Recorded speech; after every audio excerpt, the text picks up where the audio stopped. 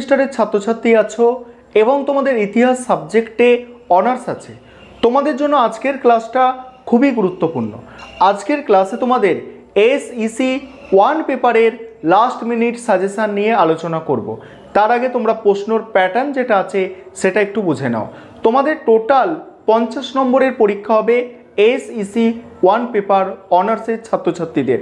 এই 50 নম্বরের মধ্যে 30 নম্বরের প্রশ্ন একটা পরীক্ষায় লিখতে হবে এবং তোমাদের 10 নম্বরের প্রশ্ন দুটো লিখতে হবে। এই হচ্ছে তোমাদের কোয়েশ্চেন প্যাটার্ন।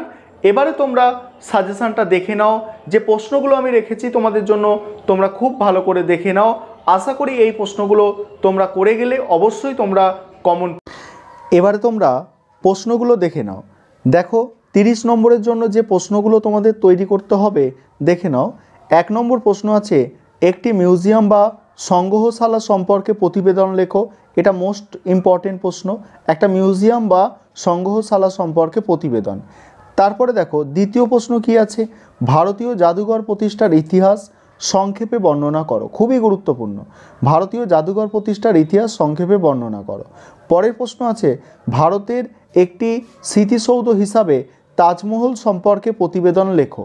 তারপরে প্রশ্ন আছে দেখো, মুর্শিদাবাদে হাজারদুয়ারি প্রাসাদ সংগ্রহশালার ওপর একটি প্রতিবেদন লেখো। এগুলো তোমরা 30 নম্বরের জন্য করবে, এই 4টে প্রশ্ন।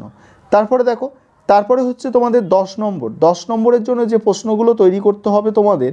1 নম্বর প্রশ্ন, জাদুঘর বা সংগ্রহশালা কি, বিভিন্ন প্রকার জাদুঘর সম্পর্কে আলোচনা করো। 2 নম্বর প্রশ্ন, লেখাগার বা মহাফেজখানা কি, শিক্ষা সম্প্রসারণে এর ভূমিকা লেখো। শিক্ষা সম্প্রসারণে এর ভূমিকা। তারপরে প্রশ্ন হচ্ছে, লেখাগার কি, বিভিন্ন প্রকার লেখাগার সম্পর্কে আলোচনা করো। লেখাগার কি, বিভিন্ন প্রকার লেখাগার সম্পর্কে আলোচনা করো। তারপরে প্রশ্ন, লেখাগার কি, লেখাগারের কার্যাবলী আলোচনা করো। পরের প্রশ্ন আছে, একটি মিউজিয়াম বা সংগ্রহশালা সম্পর্কে প্রতিবেদন লেখো। পরের প্রশ্ন, সংগ্রহশালা কি, সংগ্রহশালার প্রদর্শিত নীতি আলোচনা করো। নেক্সট আছে, ভারতীয় জাদুঘর প্রতিষ্ঠার ইতিহাস সংক্ষেপে বর্ণনা করো। তারপরে প্রশ্ন, সংগ্রহশালার উদ্দেশ্য বা কার্যাবলী আলোচনা করো। পরের প্রশ্ন, উদাহরণসহ বিভিন্ন প্রকার সংগ্রহশালা বা জাদুঘর আলোচনা করো। তারপরে প্রশ্ন আছে, দিল্লির সুলতানি স্থাপত্য রীতির বৈশিষ্ট্য সম্পর্কে আলোচনা করো। এর পরের প্রশ্ন আছে, আদিনা মসজিদের স্থাপত্য বৈশিষ্ট্য সম্পর্কে আলোচনা করো। পরের প্রশ্ন আছে, প্রাচীন ভারতে চোল মন্দির স্থাপত্য সম্পর্কে আলোচনা করো। এই ছিল তোমাদের সাজেশন।